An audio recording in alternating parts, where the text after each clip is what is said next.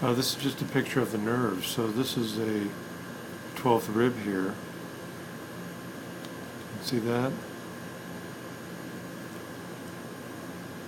So that's coming out from under quadratus lumborum, I believe, and sneaking in between the external and the internal. And here's what I think is another nerve. There it is. It's from that extension up there. And so this could be all the hypogastric and all that jazz. Yeah? So they're all attached to that same little root up there.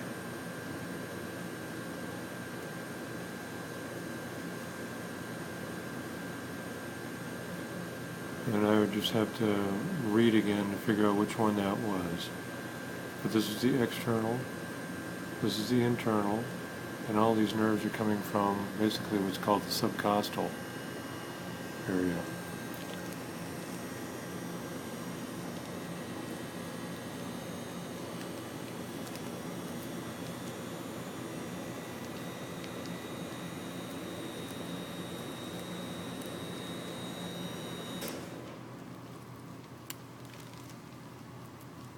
Let's see that?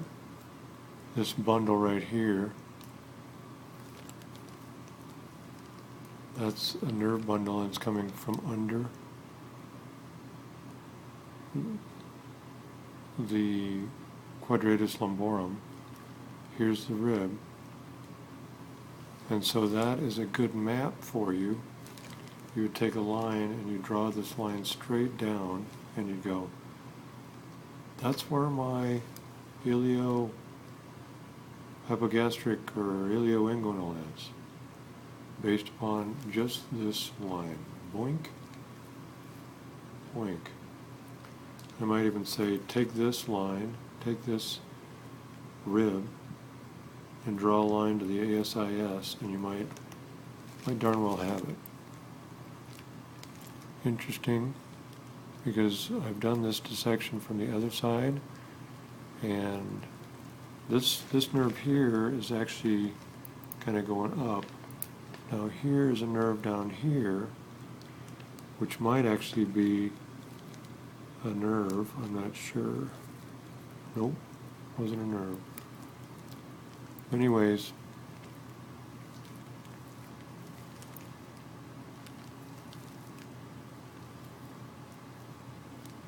keep trying to grab at a nerve, but so I can put the camera down. But there it is. Pretty cool, because you're using your rib, drawing a line either to the crest of the anterior superior iliac spine, which is around the back. But I would say if you just took a line and go like that, and kind of meet the crest, because and the ASIS is wrapped around. So if you just took a string from the 12th rib to the ASIS, and then went just a little below that, you'd have the track of this nerve. And again, the spina erecti and the thoracolumbar fascia, under which, if you went under it, would take you to the transverse processes. Here's a transverse process here, and there's a transverse process there, and that's L4 and 5. And then you go up, there's more transverse processes, I'm sure. But at least this is a fairly prominent one, and then that one.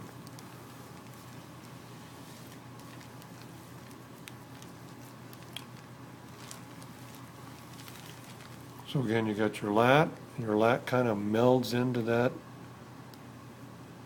spina erecti, and then the thoracolumbar. And that's where I think people are getting into this area, calling it the triangle of Pettit, when it's not, because the triangle of Pettit is one tight little son of a gun. And they're probably getting on top of this fascia. Remember, there's a fascial layer See this? So that scooted across the top of the quadratus lumborum. And I would think if you got into the quadratus lumborum, it'd probably take your local anesthetic directly to the nerves because it attaches to the transverse processes. But it was also interesting that this muscle just kind of gives way and reveals all that. So local anesthetic would then sit on top of those transverse processes. But see that layer there? That scooted right under here and covered that. And that's here. So it was important to see that. So you see how shiny that is? That's very easily separated. You fold that over. Doesn't quite fold over. Anyways, there it is. Remember the tip of the rib. Where's the tip of that rib? There's that tip of the rib. Take that tip and you kind of go vertically down to get the edge of the external oblique. That'd give you at least a ballpark, and you take the tip of the rib and then you go towards that spina erecta, and that's about where your internal oblique is. And that may be the triangle that they're talking about, because this is fairly large.